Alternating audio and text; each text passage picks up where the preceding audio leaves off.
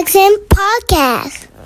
And I woke up early this morning on my anniversary to have this conversation with y'all because I feel like I'm the perfect person. I've lived in the best of both worlds when it comes to the black culture. I lived in the ghetto. I lived in an all black community with black people thriving in the middle class, the working class. And I lived in a financially stable area on the lake with people thriving. And in Charlotte, North Carolina, currently. So this conversation is about people monetizing black culture, monetizing black trauma. And people talk about it, but, I don't think that they care about it. I'm starting to notice a lack of give a fuck. Sorry for cussing so early in the podcast, but a lack of giver. Because people talk about reparations. People talk about the bad things that's going on in the culture, but they just talking about it. They actually don't care. And I'm a person that cares. I hate seeing people act out of character. I hate seeing people struggling and not surviving. And I hate seeing people that look like me talk bad about people that look like me in front of people that don't look like me to get some acceptance in their community. And this conversation, I've heard of these guys, the Hodgetwins. They speak highly about Trump. They're Republicans. They military guys from Virginia. I never really tapped into their podcast, but they had a guest on. A lot of people been talking about this guest. Let me try to find out his name and stuff. I got to get the description to their show so I can tell y'all. Eric Orville Oral. He is the spokesman of Return to the Land, the white-only community in the middle of nowhere, Arkansas, where he asked why he started the community, the backlash he's receiving, and how he is growing his community day by day. And he says, no blacks are allowed, but do you think he'd make an exception for them? I've seen a lot of people disgruntled with him creating his own community, where it's whites only. I know it's Jewish only communities, Indian only communities. Black people, we deserve our own community also. But let me say something though. I would like to live in a community where race doesn't matter, where I'm living in a community with like-minded people. A like-minded lifestyle, a healthy lifestyle, a organic lifestyle, a vegan, I don't want to use that word vegan, but a plant-based lifestyle, a clean air, clean oxygen lifestyle, a healthy perspective on life, like-minded people where race isn't, the main focus. We're going to get into this conversation, but first, before I get into the video, I want to play a clip of something that was said on one of their previous episodes about black women. Have you noticed a trend with black women? They're like very, very masculine. Yes. Well, they're aggressive. It's so unfortunate too. What do you think caused that? Because I don't see this in other races of people. They haven't had fathers in the last 70 years or so. Yeah. At least in my days, the fathers and grandfathers were there, and women would carry themselves, especially black women, in a different kind of way. Right. Yeah. And they were not like this.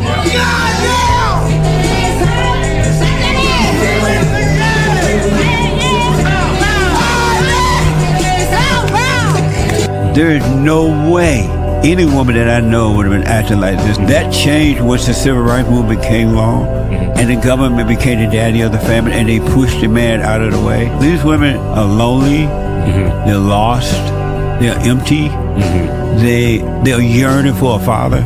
Yeah. And they look even to their boyfriends and husbands to be like a father to them, to guide them, but the men don't have it either. Right. Because they have not had a father to guide them. Right. And so, have you noticed a trend with black women? They're like very, very. It's interesting because I see it also. I don't like it, but I've come to the place to accept it that, that's just the change in the black community. That is the the consequences of certain actions. That is I don't want to call it a reward, but that was repped from integration. The government becoming the daddy and making the decisions so you can be able to live in welfare and live getting assistance from the government. I don't like it at all. But I see it in our community more than other communities. And I feel as if it's being promoted and it's progressing in our community. And I feel like it's being promoted to hinder us from being able to create the family structure and strengthen the family structure and to be able to create life. I think it's a hindrance in creating life. It's a population control thing. It's early in the morning, y'all. I'm warming up to this conversation. I apologize. But, you know, that man said there was no fathers in the home for the last 70 years. I have to disagree with that because it is masculine and aggressive women that do have fathers in the home also. What's crazy about this in totality is that as of recently, I heard a man talk about accountability. I think it was on the Amanda Seals debate that she had. And he was talking about men having sex, unprotected sex with women that they don't see themselves having a future with. I always wanted to blame it on welfare because welfare, they don't want no man in the house for you to obtain these finances. But if I don't, you know, see myself having a future with you, why am I having unprotected sex creating life? You know, that's the accountability factor of it, though. And another thing, though, is that if you free the slaves, you burn down their communities, and you create these harsh realities for a race as a whole, then what do you think people are going to do to feel some sort of relief? Because they're dealing with so much. They're going to have sex. They're going to do drugs. So it's a thin line. I personally try to look at things in all aspects, and I'm not here to act like I'm a know-it-all and a political person. I'm trying to learn. And if y'all on my channel right now and you disagree with something I said, let's further the discussion in the comment section. Educate me in the comment section so this can be a platform of growth and learning. Real talk, man. Let's get into the video, though. This is why black culture is so horrible. He's speaking, they are speaking to the guy who has the white only community, and they're talking about themselves, and their culture is so horrible. Even though you don't have to identify with black culture if you're black. You can identify with certain elements of the culture. But you don't have to identify with the culture in totality because I don't identify with the foolishness of the culture. But this was interesting to me and I wanted to play it for y'all because listening to them speak to a white man like this was crazy. You know, I hate the N-word. Sometimes I use it, not the hard ER. I use it like if I'm feeling it, I say it. But I don't really use that word too often. It just sounds funny. It just sounds funny. But the thing about black people when they use it, they want to set a double standard. They don't want white people to use it, right? But whenever I see a black man or a black woman having an argument with a white woman or a white man, the first thing they call them is the N-word. Yeah, they call them. Yeah. What you doing? It's weird. Yeah. What do you think about the case in Cincinnati where the guy supposedly used the N-word? Yeah. And so they basically almost beat him to death. You know, well, if he used the N-word, you're not entitled to jump someone and beat them up. Yeah, it's just a word. Yeah. I mean, growing up, it really hurt me, but I became an adult and it's just a word. Right. You know what I mean? It has no influence or impact on me now. Yeah. Nothing justifies what they did, but it just comes from that mindset. It's just like we have this, what's the word? Black people are so fragile because they've been raised that way by politicians and by everything they see on TV. So they think this outrage that like they showed in Cincinnati, that was justified. The actual government, local government there is calling for them to actually arrest that man. who got jumped and beat up. I saw that. Yeah. That's wild. Yeah. Which is This guy? Yeah. Sleeping again. Boom.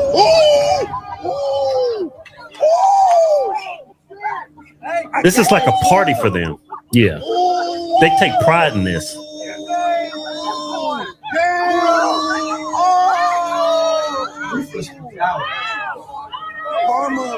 Like if the roles were reversed and that was a white if the roles were reversed, this country would be burning down right now. Literally. Right. You're right. Mm-hmm. I thought they got him for, I forget what they charged him with. But I definitely think that's a hate crime. What the way that because I know that was racially motivated. Of course. Yeah. I think it's because black people in our schools, in the way the government has addressed problems in the black community, has been catered to in the same way. If you have a problem child and you're constantly worrying about them being satisfied and them being happy and them having everything they need, they're going to think they're entitled to everything. Yeah.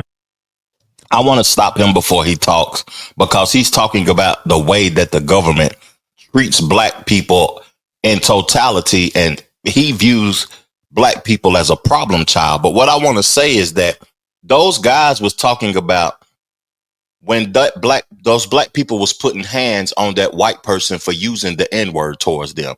I seen a lot of people talking about that happening in Cincinnati, but I didn't pay no attention to it because I'm having black fatigue of people talking about black people in a derogatory, denigrating way to be able to monetize black culture and black trauma. I'm having black fatigue, but not of our people, of the monetization of us in totality. But, you know, they speaking to a specific time period, which is the now.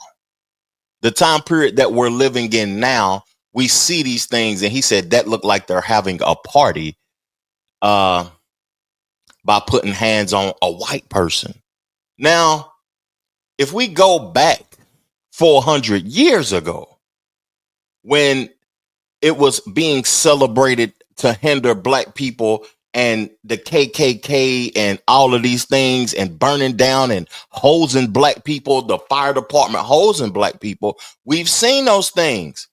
But you speaking about the time period that we living in now, that is the repercussions and the situation transpiring over time to what it is today.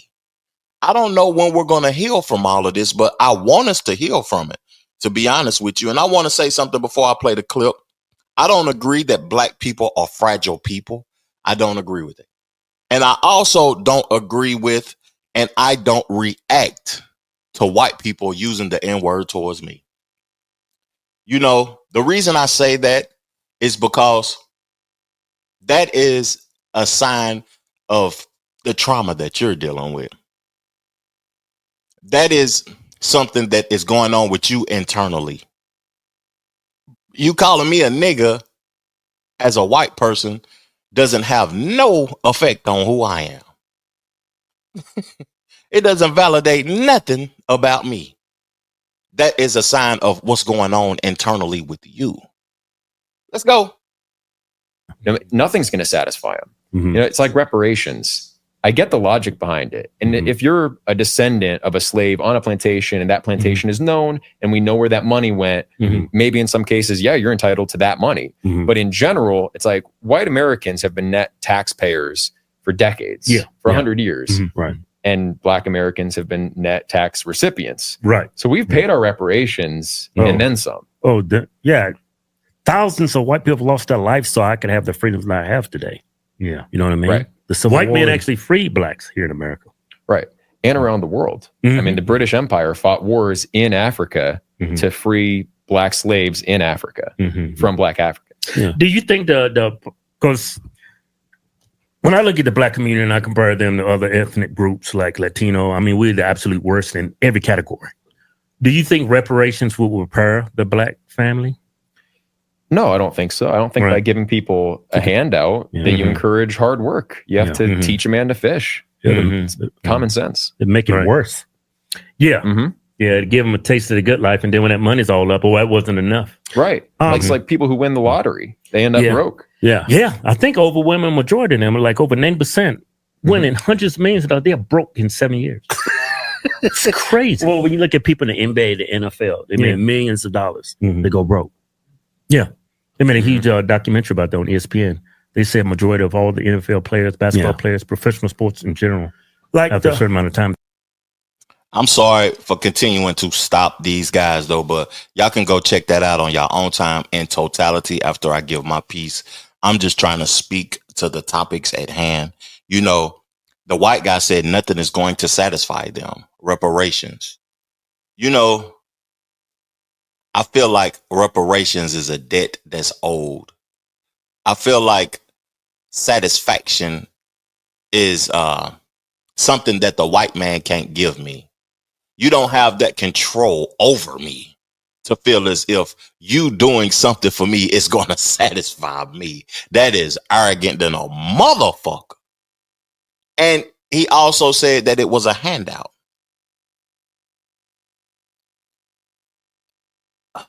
I know they're talking about current times, though, but was forced free labor a handout? You know, was that a handout? Like, you know, some people dismiss history in totality. They just dismiss history because they don't care. People really don't care. And it's crazy to see folks not caring to the level they don't give a damn about because they're not affected by it. Or they don't see people that's affected by it. Or they don't go to those community and embrace those people that's affected by it. He said that white people paid taxes for 100 years. So black people didn't pay taxes. They were just a beneficiary of white people paying taxes. That's cap. That is cap. Black people pay taxes. I pay taxes. Everybody pay taxes. You know, it's just a person saying that they don't want to put nothing into the evolving and the elevation of black people as a whole, or people that is Americans. You know, we are Americans also. Black and white, I say it all the time, is a social construct that don't exist. You will fund Israel, Ukraine, these other places where you prioritize Israel over your own people in your country with your tax dollars. But you got a problem with using your tax dollars to elevate and evolve a people that you have to live beside, that you have to go to Publix and shop with, that you have to go to sporting events with. You don't want to see the people in your own country evolve. We got a massive amount of homelessness going on, but you will fund. I hated that what Biden was doing with Ukraine with all of those billions of dollars monthly. It's just, you know, folks been coming at me lately talking about the financial structure of the American political system. But at the end of the day, I don't care. I want the people to evolve in my country. And if the folks in the other countries got a problem, we can't be the worldwide police. And another thing, because these are military guys, and they should know better than say this, but they saying it in front of this white man. He said, white people fought for our freedom as black people. They fought for America's freedom, not black freedom. America's freedom and black control is two totally different things. Because if you free to make the decisions and be the superpower of the world, then you can control the people within your country. That's blasphemous what these brothers talking about. They fought for all freedom. Now they're getting into NBA and NFL players losing money. That is not all. You know, it seems like people speak about the low vibrational incidents in the culture and in American society, but they don't talk about the LeBron James being a billionaire. They don't talk about Michael Jordan evolving. They ain't talking and celebrating. You know, I know Shaq, Tracy McGrady opening up leagues and stuff like that. People having successful podcasts and successful careers and opening up multitudes of businesses. Their focus is on NBA and NFL players losing, the certain ones that lose money after they're out the league. They all broke. Like the black community, do you think that's genetic? Well, I think everything's a combination of genes and environment and culture. So I think part of it is, but it's not immutable. I mean, genes change over time, and it depends on what the culture selects for.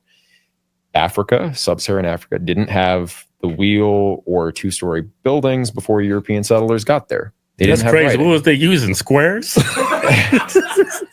Well, the wheel was only invented like 3000 BC. It's more recent than people think. Mm-hmm. No, but You think they would have got around to it? eventually, in time.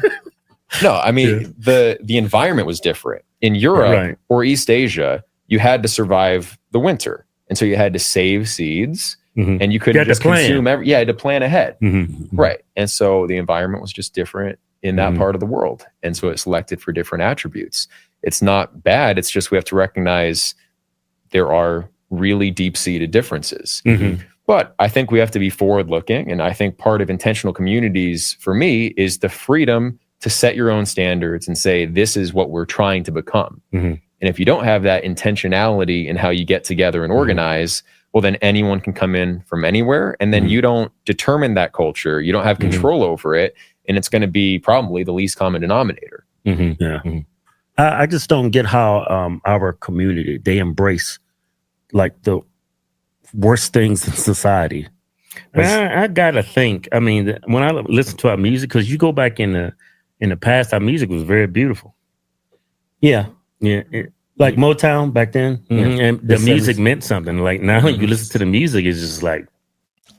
I don't want to get off a point that white guy said because they switching it up to music, and I think these guys are comedians because the seriousness of the conversation, I feel like, is not being had. And I could have had a more serious conversation with this guy because he said something that I agree with.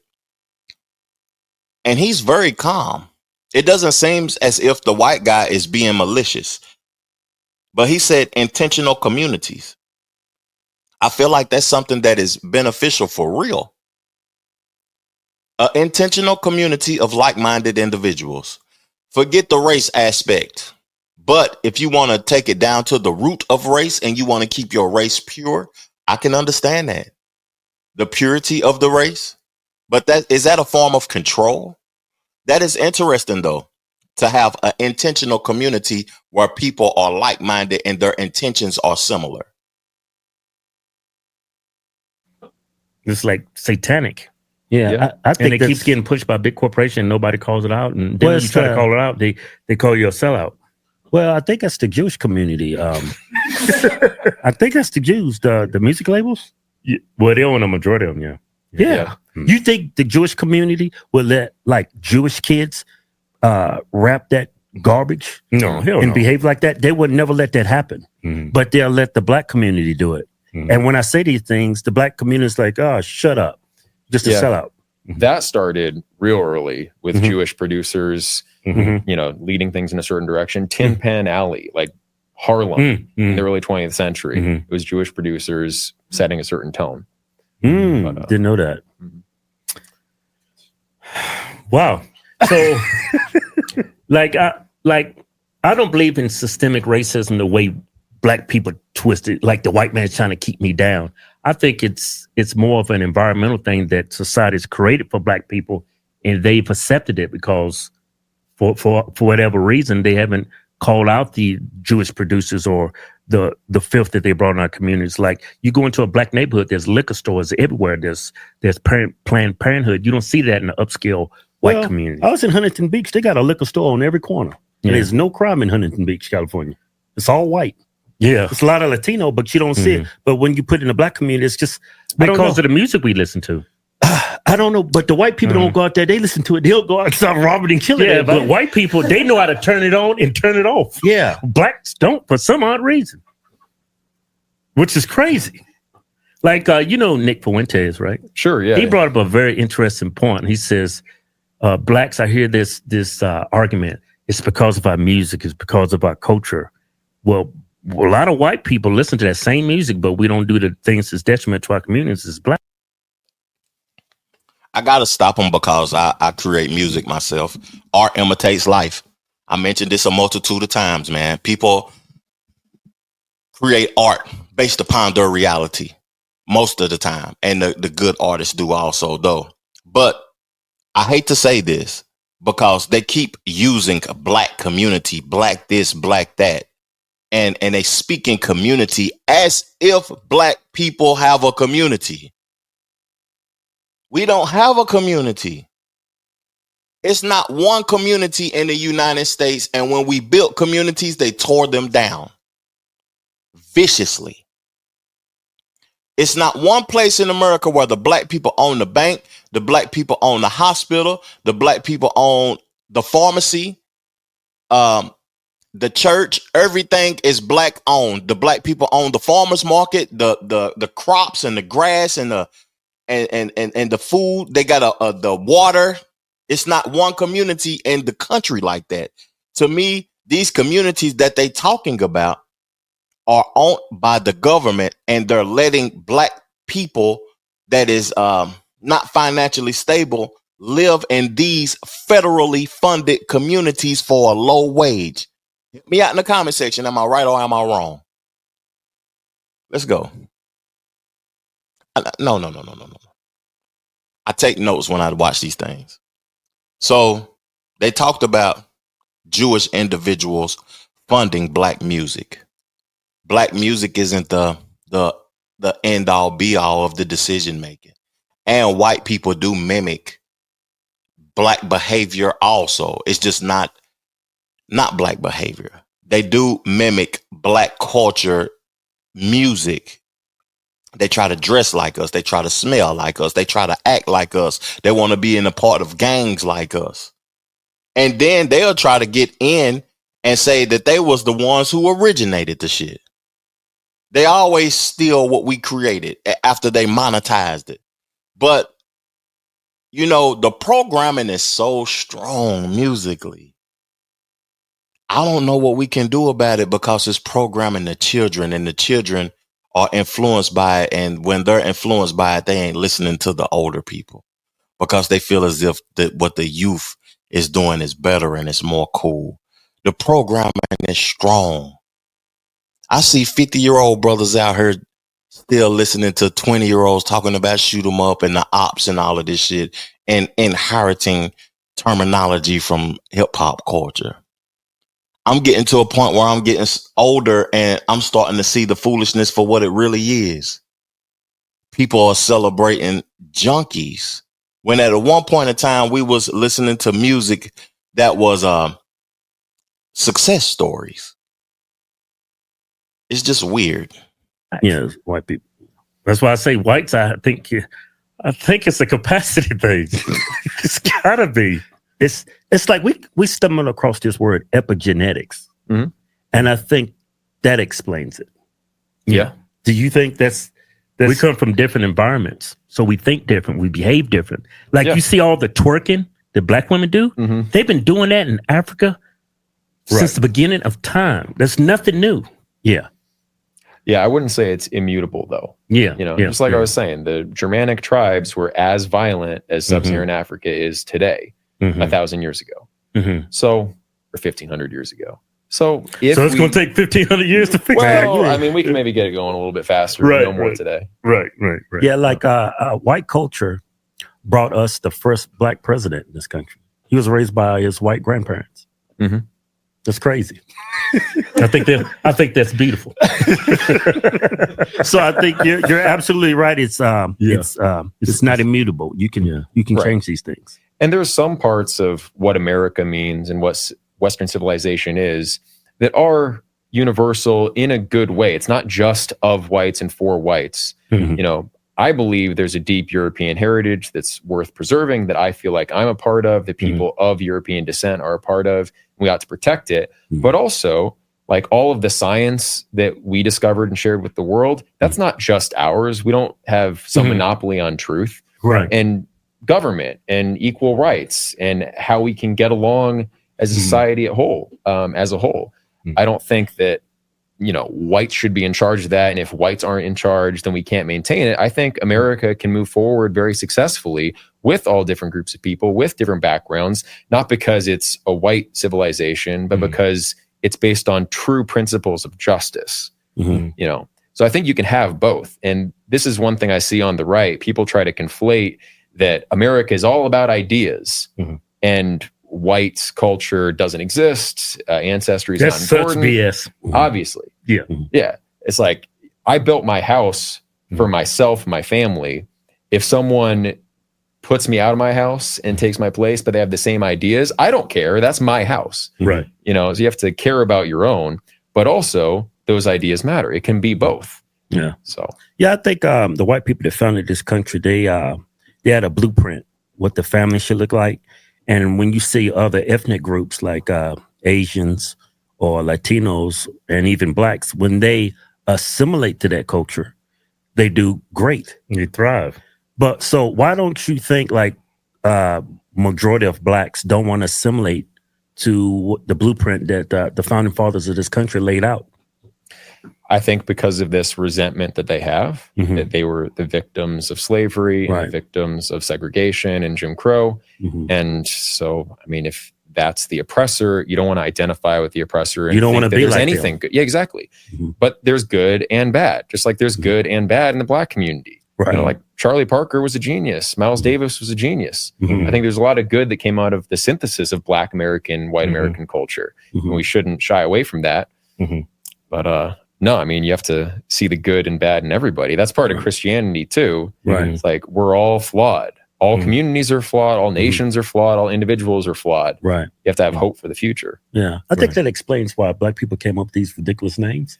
They don't want to go with Keith and Chris and Steve. Michael. So they go with Rashonda. they came up with these. Contagion. Defibrilla. Yeah. Defibrilla. That's like a heart condition. I think it explains that. So you wouldn't call yourself a white nationalist? No, I wouldn't. No, I think it's way past that point. America was founded by white Europeans for white Europeans. But over the last 100 years, we have invited many people from around the world into our society. We've said you'll have equality under the law. So to try to renege on that and say now you're going to be second-class citizens would be morally wrong. I would not support that. It's also not feasible. Like, there are 100 million plus non-white people in the country. Right. Are you going to deport 100 million people? Right. Yeah. How? Yeah. And some people have that attitude. I think it's not realistic. Maybe in some European countries where it was 99% white until a couple decades ago, repatriation is just because it was done under false pretenses. In some ways, you can make the same argument here that, like, my ancestors came to this country thinking it was going to be a certain way. And then we got rug pulled on what our country would be. But you have to balance these different interests from these different groups who are all valid and morally significant in their own right, and have compassion for one another. I also believe that there's plenty of space in America. We're a huge continental country and world superpower.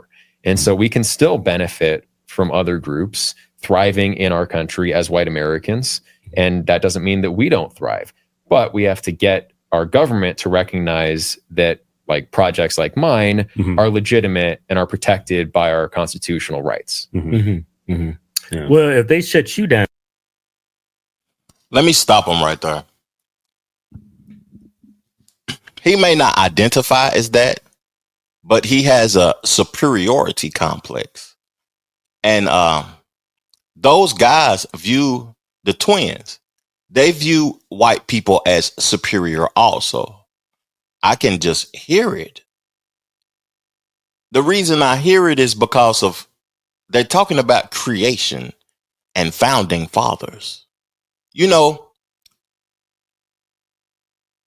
a group of people from England or wherever they came from came to this country, and it was, you know, they put laws and rules and regulations, and they went to war with the people that was foundationally already over here. It was people that was already over here. So we don't prioritize history. We don't value history. How was those people living before? You know, to say that your way of living is the best way of living. Some of the ideas and things could have been stolen because we don't prioritize history that you seen when you came over here. The biggest buildings, the first big buildings was built in Africa. But earlier in this show, they were saying that in Africa, they never had 2-story buildings. So they have a superiority complex that everything that they do, their culture, the way that they operate is better. You know, I talked to a few of my homeboys and we talk about like when black people move into white neighborhoods, white people keep moving out. They move farther and farther out because they build and we destroy. Our communities and stuff, and now let me stop because I just said we don't have communities, but the neighborhoods that is federally funded that we live in, we destroy them. We don't make them flourish. We shooting and killing, gang violence, all type of stuff going on in there, and we tear the community down, then they gentrify it. We don't even buy the properties. So they got a point in some aspects, and I'm guilty of it too, because I remember back in the days when homes and stuff was $5,000, $6,000, $7,000. I could have invested in it and made millions, and I didn't. So, we have to take a totally different approach, to me, to the way that we react towards one another, the way that we can build up with one another. We got to stop envying people who have more than and building with them and unifying so we can. And the people with more than got to want to help the people with less than and show them the way instead of holding on and harboring the knowledge, because people don't want to share the knowledge. And get a group of young brothers that's working and tell them to invest in something, man, and live together. Can we do that like the Mexicans? Because I see them coming up fast, boy. I see them coming up fast. Real talk. This is an interesting conversation, man. You know, they said white culture gave us the first black president. White and black is starting to be something that I want to get to the root of. You know, I'm not going to play no more of this video. It's only 2 minutes left. I got one more clip I want to play of when they had, I think this is Jason Lee Peterson, or I don't know this brother name, but he was on the show and they had something to say about why is everything the white man's fault. I want to play that clip and I'm going to get out of here. But I want to say something in closing. Like, I got to do some research on where black and white originated. When history was removed and they lost track of their lineage and where they originated at. When did this black and white identity start in America? Because it has us programmed and it has a hold on us to look at us differently. And America, to me, is as a whole is an experiment, because there's no other country that identifies with black and white. It's no other country where the dominant people in the country isn't even from the country. Craziness. Let's get to the clip, though. I'm going to get up off of this thing, man. I appreciate y'all for tuning in to my show.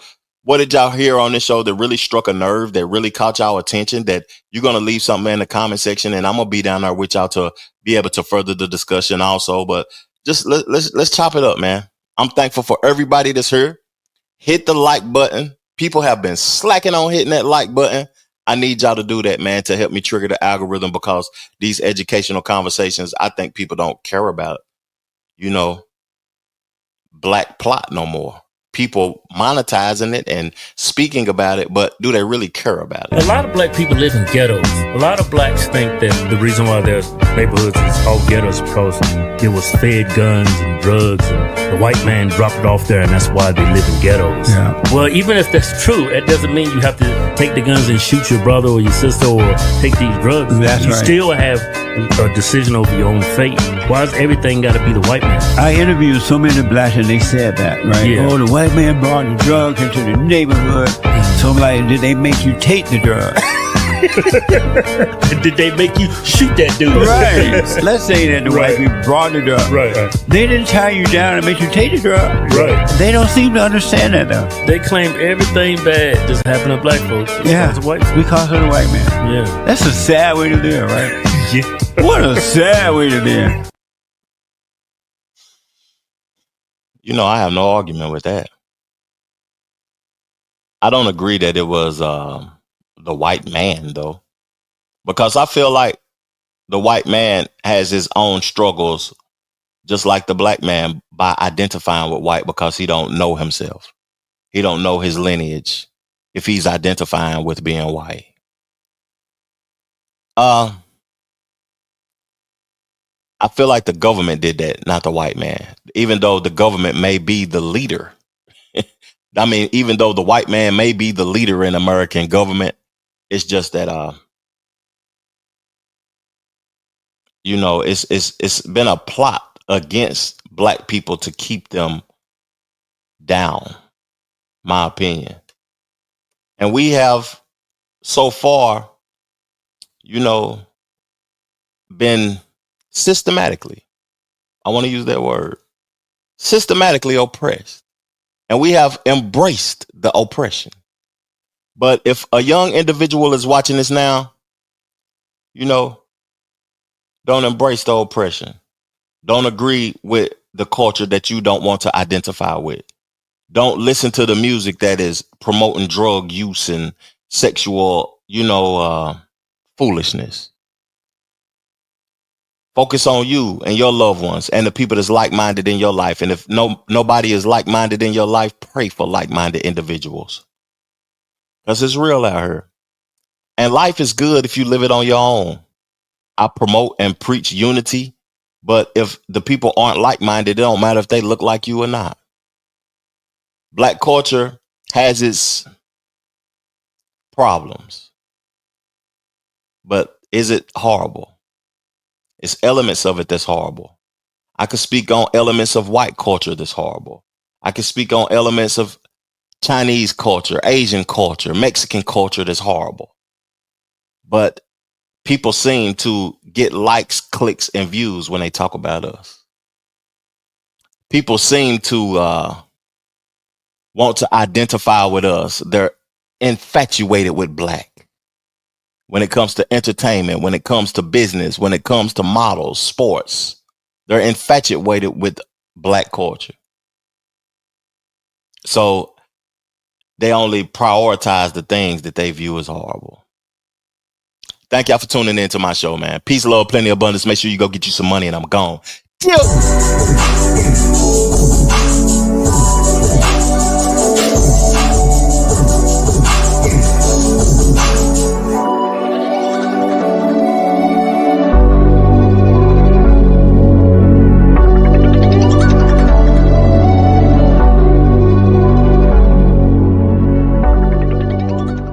The Trevor Jackson Podcast.